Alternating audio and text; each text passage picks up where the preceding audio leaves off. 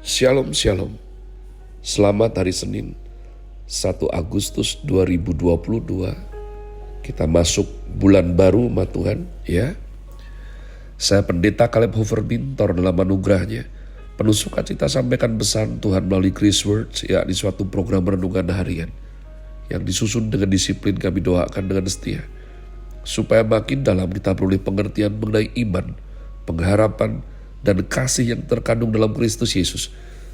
Sungguh besar kerinduan saya bagi saudara sekalian, agar supaya kasih dan kuasa firman Tuhan setiap hari tidak pernah berhenti menjamah hati, menggarap pola pikir yang paling terutama penting adalah hidup kita boleh sungguh terbukti berubah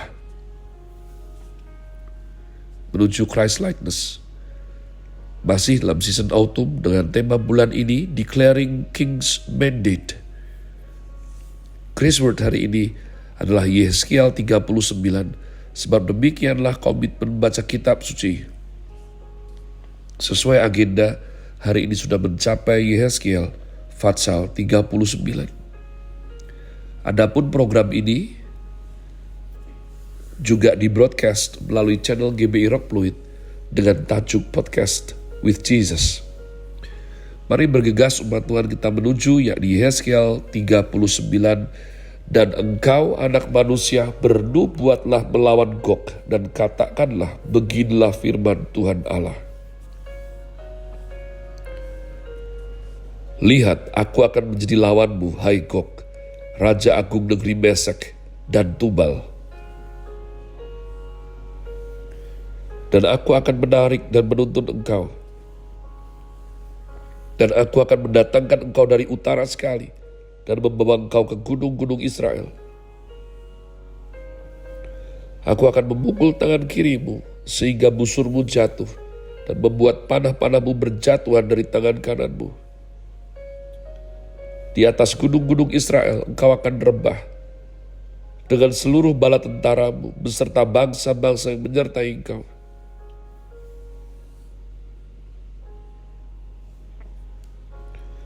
Dan engkau akan kuberikan kepada burung-burung buas dari segala jenis dan kepada binatang-binatang buas menjadi makanannya. Engkau akan rebah di padang sebab aku yang menyatakannya, aku yang mengatakannya. Demikianlah firman Tuhan Allah. Aku mendatangkan api ke atas Magog dan ke atas orang-orang yang diam di daerah pesisir dengan aman tentram. Dan mereka akan mengetahui bahwa akulah Tuhan. Aku akan menyatakan namaku yang kudus di tengah-tengah umatku Israel.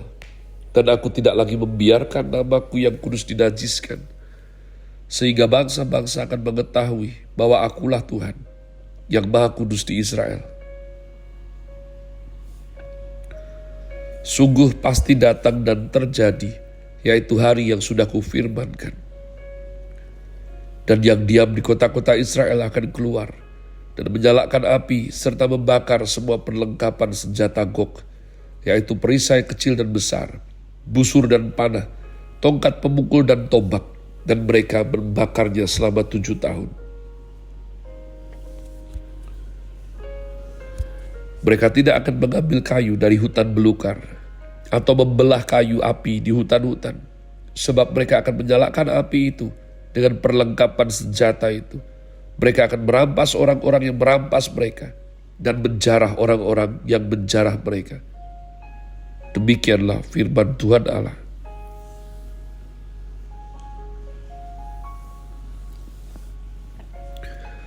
Maka pada hari itu aku akan memberikan kepada Gog suatu tempat di mana ia akan dikubur di Israel, yaitu lembah penyeberangan di sebelah timur dari laut. Dan kuburan itu akan menghalangi orang-orang yang menyeberang. Di sana Gog akan dikubur dengan semua khalayak ramai yang mengikutinya. Dan tempat itu akan disebut lembah khalayak ramai Gog. Kaum Israel akan mengubur mereka selama 7 bulan dengan maksud mentahirkan tanah itu. Dan seluruh penduduk negeri akan turut menguburnya. Dan hal itu menjadikan mereka kenamaan pada hari aku menyatakan kemuliaanku. Demikianlah firman Tuhan Allah. Beberapa orang dikhususkan untuk terus-menerus menjelajahi seluruh tanah itu, untuk mengubur orang-orang yang masih bergelimpangan di atas tanah dengan maksud mentahirkannya. Sesudah lewat yang 7 bulan itu, mereka akan memeriksa tanah itu. Kalau mereka menjelajahinya dan seorang menjumpai sepotong tulang manusia, maka ia harus meletakkan batu di sampingnya sebagai tanda sampai tukang-tukang kubur menguburkannya di lembah Khalayak Ramegog. Dan ada juga nama kota Hamona, dan dengan demikian mereka mentahirkan tanah itu. Dan engkau anak manusia, beginilah firman Tuhan Allah. Katakanlah kepada segala jenis burung-burung dan segala binatang buas, berkumpullah kamu dan datanglah. Berhimpunlah kamu dari segala penjuru pada perjamuan korban yang kuadakan bagimu, yaitu suatu perjamuan korban yang besar. Di atas gunung-gunung Israel kamu akan makan daging dan minum darah. Daging para pahlawan akan kamu makan, dan darah para pemimpin dunia akan kamu minum. Mereka semuanya ibarat domba jantan, anak domba, kambing jantan dan lembu jantan, ternak gemuan dari Basan. Kamu akan makan lemak sampai kamu kenyang, dan minum darah sampai kamu menjadi mabuk pada perjamuan korban yang kuadakan bagimu. Kamu akan menjadi kenyang pada perjamuanku dengan makanan, kuda dan penunggangnya, pahlawan dan semua orang perang. Demikianlah firman Tuhan Allah. Aku akan membuat kuasa kemuliaanku berlaku atas bangsa-bangsa, dan mereka semua melihat hukuman yang akan kujatuhkan, dan melihat tanganku yang akan memukul mereka. Dan kaum Israel akan mengetahui bahwa akulah Tuhan, Allah mereka, mulai hari itu dan seterusnya.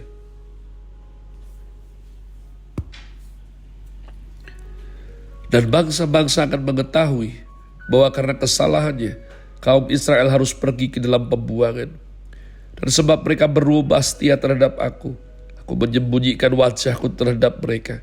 Dan aku menyerahkan mereka ke dalam tangan lawan-lawannya, dan mereka semuanya mati rebah oleh pedang. Selaras dengan kenajisan dan durhaka mereka, kuperlakukan mereka, dan kusembunyikan wajahku terhadap mereka.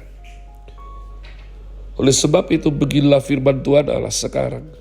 Aku akan memulihkan keadaan Yakub, dan akan menyayangi seluruh kaum Israel, dan cemburuku timbul untuk mempertahankan namaku yang kudus. Mereka akan melupakan noda mereka dan segala ketidaksetiaan mereka yang dilakukannya terhadap aku.